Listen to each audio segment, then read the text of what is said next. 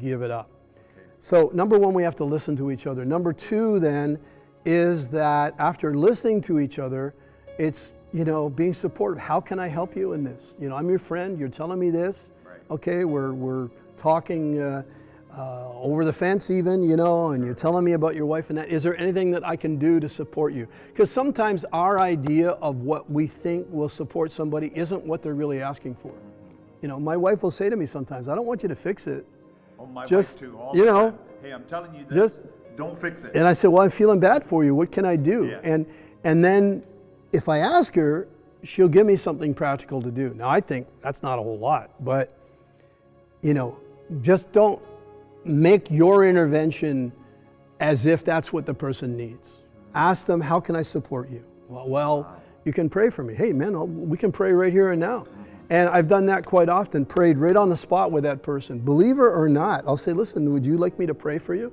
Oh, if you would pray for me, but they're thinking sometimes you're going to go light a candle and pray. Yeah. And then I bow my head and say, okay, let's pray right now. And I put my hand on their shoulder. And for some people, they've never had that kind of prayer. Never in their life have they had somebody pray for them like that, And God will bring too, we can ask God for divine appointments. God will bring things into the situation. Had a guy show up in our neighborhood yesterday, and he was driving by slowly and looking at me, and then he said, I'm looking for a pastor around here. Is there a pastor around here? I said, well, I'm a pastor. He says, yeah, I'm the brother of so-and-so, and this used to be a client of mine who now lives in the States. And God brought him over, and I dropped my work, which I didn't want to do, because I've got that momentum going, and we talked for like half, 3/4 of an hour, and his wife has had cancer, and there's stuff that we were able to just take time with, And so that can be really helpful too. But so number one, we listen to people, really listen to people. And then secondly, what can I do to support you? And because what they might need from you might be a whole lot less than you think you've got to pull off, Yeah. So, and then deliver on the support. Don't promise something you're not going to deliver on. Okay. Oh, I'll call. I'll have my wife call your wife. Is that okay? Yeah, that would be great if she would. And then you don't deliver on that. That's not a good thing. Right. That leaves things worse than it was before, right? And we've done that. We've supported people. In the past, we've done that with friends before. They weren't talking for a while, many years ago, and I invited the guy to a restaurant. My wife invited the woman to a restaurant, and they didn't know they were meeting each other, but they hadn't talked for 2 weeks. And we just said, we love you guys, you're our friends, and let's talk this out. So, but let that person say, this is what I need. Right. God bless you. Thank you so much for joining us today, for watching online. Thank you for sharing this video. Talk to your friends, share this, because I know there's a lot of people who's going through a hard time in their marriage and their mental health. So share these sessions with your family, with your friends. Help us. Look us up online. Stay tuned for what God is doing here at the Resurrection Center. And don't forget, the Bishop and First Lady loves you. And the Resurrection Center is the place where we love, connect, and serve. God bless you. See you on Sunday morning.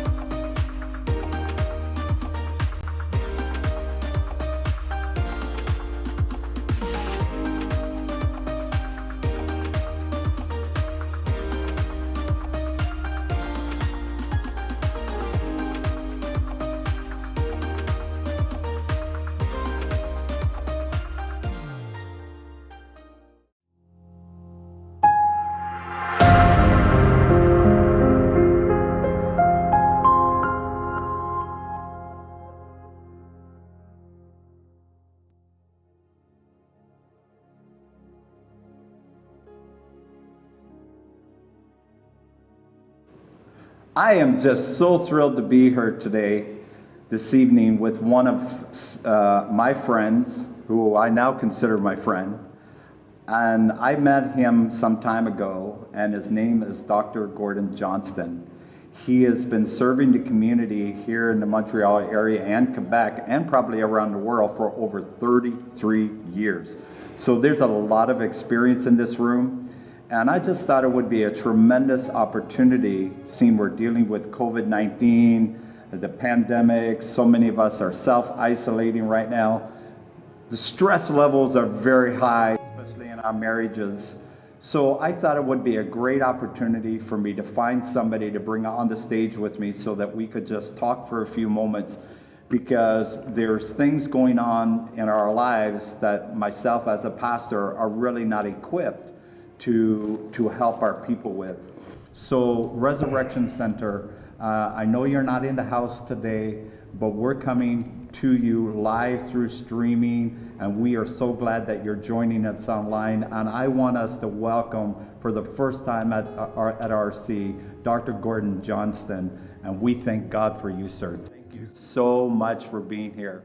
I am absolutely thrilled that you would take the time to come and talk to us today, because as you know, there's so many things going on in our world right now, and we need some godly voices in our lives. This is a really unique season, for sure. It sure is. Yeah.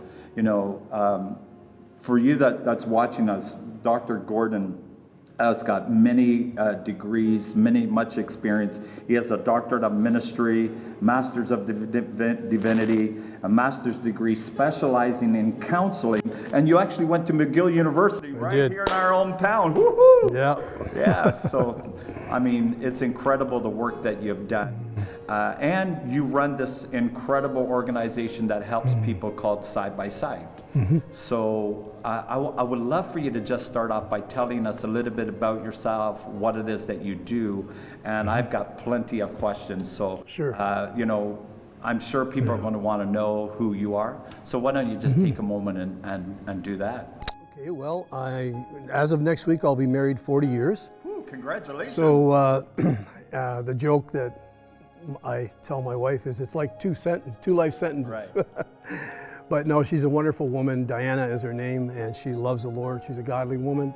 I have really two kids, but two more added because they're married to my kids. So Benjamin and Rachel. Got 4 grandchildren, and God has really blessed us. And in this season, we're trying to support them as well during this time. But Side by Side has grown over the years. I specialize in anxiety disorders, but I work a lot with various different kinds of issues for people, and individuals, couples, families, groups. And I do a lot of work in the northern communities for the Cree natives. And those communities are locked down right now. Fortunately, there's not a lot of COVID in those communities. But they've locked me out for a while, so I was about to go up last time, and then they said, no, you can't come because we're shutting down. So I do a lot of teaching. I train their people to help their people. I have a 6-level People Helpers program. Wow, that's I do a lot of seminars and speaking and preaching and all this kind of stuff. So it's great. Yeah, I really enjoy that. So these days we're doing a lot online. We're having to reinvent how to counsel at a distance. That's all of us, right? And you're doing that too. I've heard you preaching, and you're a great preacher and a great communicator. And it's a privilege to be here with these guys too, who are filming. Thanks, guys, for what you're doing today. So. You also have a son that's in full-time ministry. I do. Benjamin has a ministry called We Are One. And it's a ministry that works alongside of churches. It's really kind of like a revival ministry, but also very prophetic. And so we're involved in that quite a bit these days as well. They're online doing worship, and we do connection times together, so multiple screen on Zoom. So yeah, it's a great season. Well, Benjamin must be thrilled that his parents works with him. And, you know, my dad passed away a few years back. It would have been an amazing blessing for me to be able to work with my dad. So yeah, Benjamin is very blessed, I'm sure. Well, we certainly enjoy working with them, him and Chelsea, and So God is working in this season in an amazing way. There's a lot of people struggling and hurting, but there's even people that are thriving. And some churches are hurting and other churches are thriving. But I'm sure that will come up in your absolutely. in your questions. We definitely want to talk about that. Sure. The first section that we wanted to talk about was with regards to marriages. Okay. And I know you specialize in a lot of marriage counseling. Yes, I do a lot of marriage counseling. This COVID-19 and this shutdown has done something that most of us have never experienced. Having to spend this much time together. And a personal story. Early when this happened, as a pastor, of course, there's a lot of stress anyway. But one night, I was home and I was sitting on the couch, and my wife was there, and we were just simply watching TV. And I found myself becoming very annoyed with her. Now, you've never met my wife, but she is one of the most gentle, loving people that anybody could ever meet. Right. And I was finding she didn't do anything. She didn't, there was no argument. Yeah. It was just, I was finding myself becoming very annoyed, and I caught myself, and I just began to talk to myself. And I said, why are you having an attitude with her? And I really believe that this was God's moment working on me to say, this is not about her. And I begin to say to myself, where's this coming from? And I'm not saying that it was God that said this, but I felt like this is stress related because she didn't do anything, If there was something wrong, then I could say, well, she did that, or, but there was nothing she did. And it was from that moment that I said, you know what, I'm not going to allow this. So I had to take control of my own thoughts to say, I understand what's going on here. And so I really changed. I changed my attitude and said, I didn't even tell her. Yeah. Because she didn't need to know. She probably already knew that I was annoyed. She probably knew already. So she was saying, this isn't me. He's carrying his own stress. So I thought to myself, I wonder how many couples right now are going through this same thing. Like, I'm still going to work every day. We're running not just the ministry, but we're running the food banks. So, I'm still getting out of the house. She's still fully engaged. And we have no children at home. Right. So my question for you to start off our session together is, when it comes to families right now that's spending these massive amounts of time together that have never spent this much time together, and some of them have been married for years and some are newly married, but now they're probably looking at each other and thinking, I don't know if I like you very well right now. So I'd love for you to address that issue, how we can become more mindful and attentive to what's going on in our homes right now. And if you have some suggestions that would help couples, I think it would really help all of us that are married. Well, I think communication and understanding is important, and when this hit, you're at where you're at, right? I mean, a lot of the fruit of a marriage that's together is because you've worked on the marriage. And the thing about marriage, even Christian marriages, is we always have to be working on it. And this is a very unique situation. Families are home together. They're working out of the home. Some of them are not working at all. They're at home with their kids. And they're having to become very creative, number one, to take care of the kids who are normally in daycare or in school. And then secondly, with each other. And so it is a stressful time, but like any stressful time, when you're pressed, as my son said the other night in one of his messages, the good stuff comes out and the bad stuff comes out when you're going under a time of pressure. And so the grapes are being squeezed and the juice is coming out. But yeah, you mentioned stress. Now, our body only has one alarm system, and we can call it fight or flight. In our body, in our central nervous system, there are two tracks. One is a track that sympathizes with an emergency, and therefore it pumps up our heart rate, gets our respiratory rate up, and it's the only arousal system we have. So the same thing that would get us when we're angry is the same thing that when we're under threat or we're under attack, It's the same system, and it's called fight or flight. And when that system gets cranked up, it's as if you're in an emergency when there may not be any emergency, but here we do have an emergency. We have a global pandemic, and so everybody is aroused, okay? And to the body, arousal is arousal is arousal. There's no separate system for anger arousal, sexual arousal. Wow. It's all the same system. So what we need to do, and especially as Christians, is we need to turn on the second track, which is called the parasympathetic track, and that track is turned on by learning to relax. For most of us, relaxing has been maybe watching Netflix and eating chips or whatever, but I love chips. Learning to relax is something that I'm able to teach a number of my clients. But in that learning to relax, you actually learn how to control your breathing, you bring down your heart rate, you bring down your respiratory rate. And so for a lot of people, their system is in full gear. And therefore, something even slightly annoying can be amplified. Okay. Or maybe just a certain, husbands and wives, we all have certain mannerisms and that, and we know each other, we know the other person doesn't mean any harm, but it can bother us nonetheless. If we're already amplified in stress, if we're already in fight or flight, then we're ready to do either. We're ready to fight or we're ready to take flight. Sure. So this is something that we need to understand, and as believers, we also need then to move into prayer and meditation, and we need to take meditation back. We gave that away a long time ago, thinking that it was something that was somehow not biblical, but the Word of God talks about meditation all the time. And meditating the way Jesus meditated, or when Jesus would say to his disciples, hey guys, you take care, I'm going to go meet with the Father.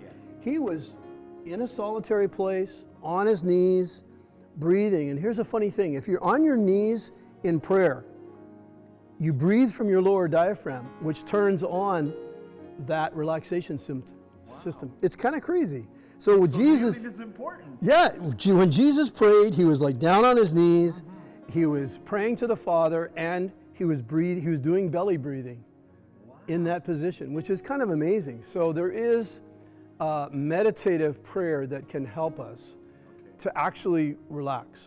And I think it's important too that with couples right now that, like you said, they have to be mindful of one another. Me, I'm blessed. I have certain hobbies, and I have hobbies at home. I have a guitar lab, a guitar shop at home where I repair guitars, and love guitars. Yeah, it turns into a hobby business. I have a collection of guitars. I buy, sell, trade, and all of that. So I've been able to do my hobby in this season, which is an outlet for me. And I think that a lot of guys, especially that I find, when I ask them, well, what do you do that's just for you? That's not, taking care of the house or pleasing the wife or doing stuff for the kids. Most of those guys say, you know what, I just work. Like a lot of guys, a lot of guys don't have things that they do just for themselves. And I think to go the distance in times like this, I have certain hobbies. My wife has certain hobbies. We give each other space. Every relationship has to breathe. So in this season, couples have to change their breathing pattern. How much time do we have together? Maybe some of them feel like too much. And so we need to then be mindful of giving each other space and taking time apart, And you got to get a new breathing pattern in this season. So, and doing things together. I see couples in our neighborhood out for walks together. I see couples out with their kids. Their kids are riding on the street. I see, people being creative, doing artwork in their home, putting rainbows in their windows.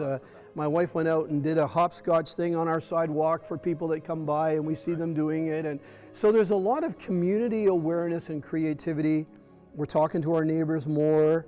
All of this needs to be brought in because we're all kind of in the same place, and we need to get through. But if your marriage was strong as you came into this, obviously it's going to be less challenging.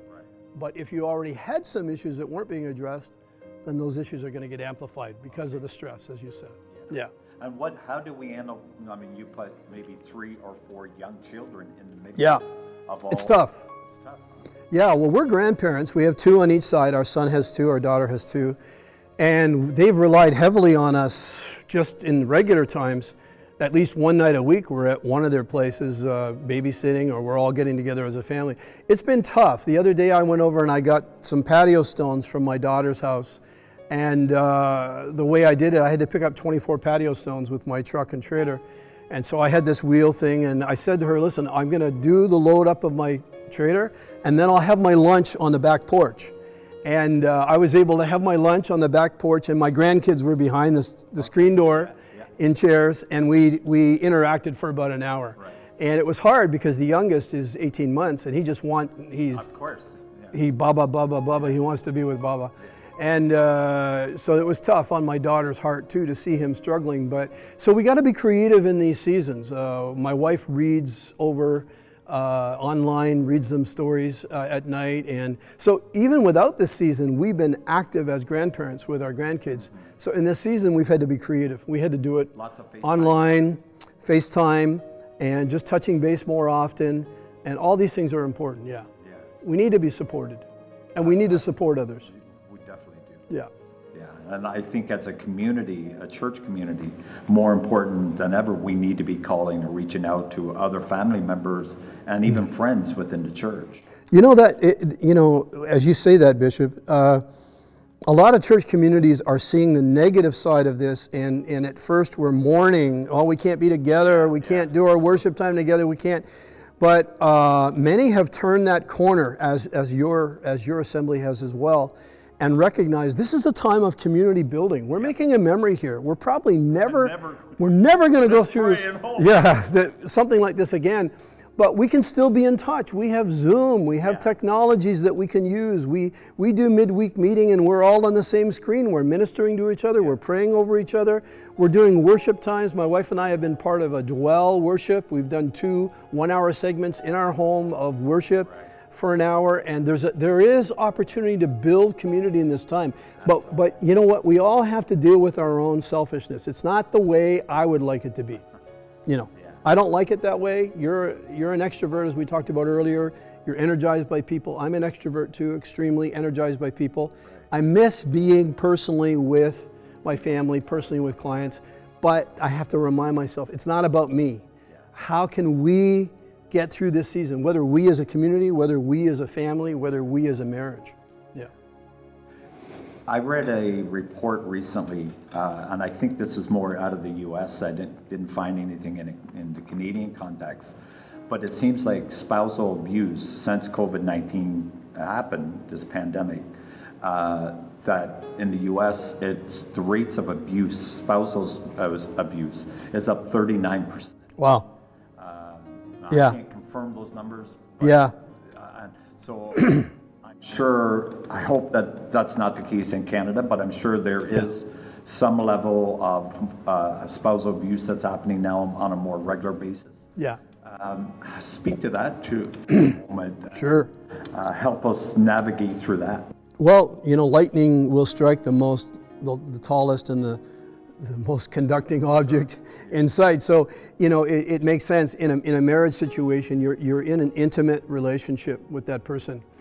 And if you're in fight or flight inside of yourself, so you've got emotional worries going on, people are afraid, basically. The biggest enemy, I think, in this time of pandemic is fear. And even as the governments are making decisions and people are afraid, and there seems to be a divide now. Those that are afraid, and therefore they're hanging on every word that the government is saying, and even reporting their neighbors if stuff's happening. And then you get this other group that's the other extreme would be recklessness. They're not listening to anybody. They're doing whatever they want. Unfortunately, they're not allowing for any in-between right now. So those that are very afraid have almost become legalistic about the rules to the point that I have to abide by it, so everyone else has to abide by it, and they're policing other people. That's creating a problem. The reckless ones are creating a problem because we got to flatten the curve. We got to find a place in between. And I'd say those people that maybe already were stressed in their marriages, and then they come into this season, they haven't taken the time maybe to learn new tools or to communicate better with each other. Of course, both of them now are stressed. And you're going to have lightning striking lightning, and maybe the stronger personality dominating. Men especially have a hard time talking their emotions, typically. So then it ends up getting acted out in anger and in frustration. And then the wife over time can feel like, well, why should I say anything? Because he's so mad all the time. Right. And so you got that kind of a combination there. So I'm not surprised that abuse is up, but I wouldn't say it's caused by COVID. COVID is like the trigger.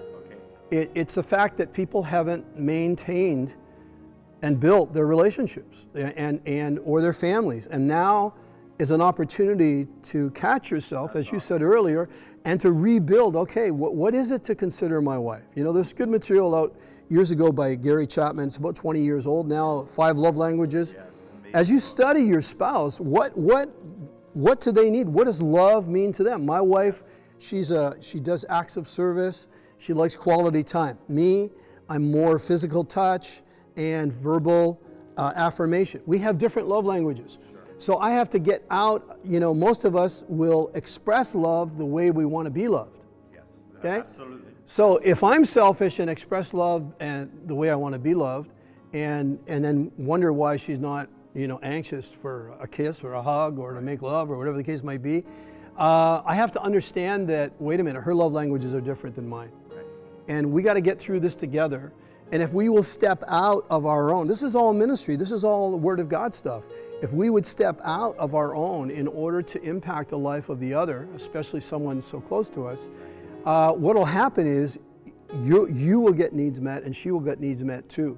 But so a lot of times this wasn't in place in families. And I think, you know, it's a stressful season, but it's also an opportunity, like you said earlier, to be more mindful of each other and to say, okay, what can I do? And sometimes it doesn't take much, you know? It doesn't take much at all. My wife will come out, I'm working in the yard, I'm building a staircase outside, and it's tough work. It's tough physical work. And she'll say, look, can I get you a drink? Can I get your coffee? You know, we'll stop and have a coffee break together. You know, and there's another element is, routine has been thrown off by everybody. So for a while, you're staying up late, watching Netflix, eating chips, you know, maybe going to bed at 2 a.m. and getting up late. You need to have routine, Right. even in this season. And even for kids, right? Routine is so important. You got to establish routine for your kids. You got to plan their day, try to get ahead of them, work together, and they haven't been used to doing this. So it's an adjustment. It's a navigating through, but you need routine. And I would encourage couples that don't just wait for things to go back to normal, because it seems unlikely that things ever will go back to normal the way we knew it before. Look at all these companies that wanted to get people online for the longest time. Yeah. Banks have wanted you to do everything online for the longest time. Sure. And we've resisted it. My generation has resisted it, saying, no, I'm going to go to a teller. I trust a teller. I'm going to do that.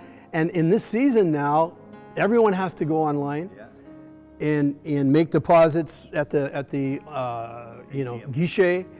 That stuff isn't going to go back. No. These companies see where they can save money now. It's not going to go back. So we have to continue to make that adjustment.